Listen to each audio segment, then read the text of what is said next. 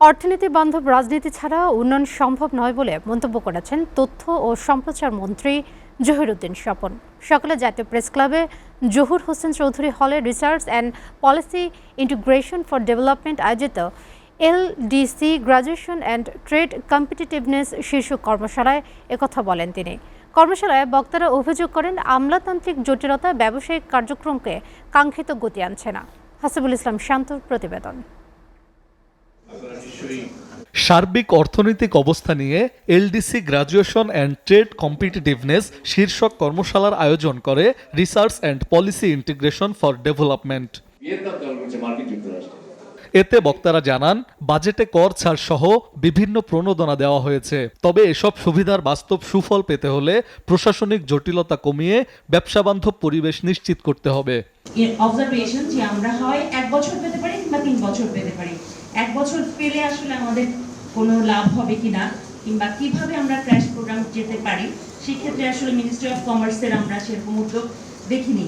ইউরোপিয়ানের বাজারে আমরা দেখেছি আমাদের যারা প্রতিযোগী দেশ আছে, আমাদের সঙ্গে যারা প্রতিযোগিতা করে, তারা সেই বাজারে মুক্ত বাণিজ্য চুক্তি সুবিধা দিচ্ছে, যেটা আমাদেরকে একটা প্রতিযোগিতার সক্ষমতার চাপের মধ্যে ফেলে দিয়েছে। তথ্য ও সম্প্রচার মন্ত্রী বলেন, দেশের রপ্তানি খাতের সব ধরনের চ্যালেঞ্জ চিহ্নিত করে একটি পূর্ণাঙ্গ তালিকা প্রস্তুত করতে হবে। অর্থনীতিবিদদের সুপারিশের ভিত্তিতে রাজনৈতিক নেতৃত্বকে কার্যকর পদক্ষেপ নিতে হবে।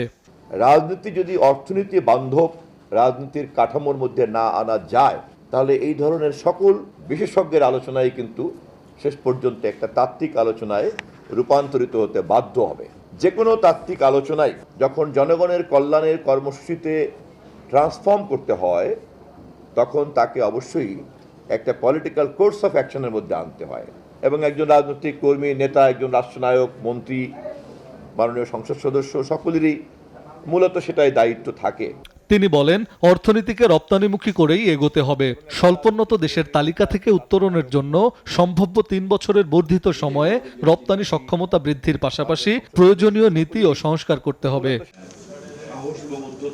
হাসিবুল ইসলাম শান্ত, SA টিভি, ঢাকা।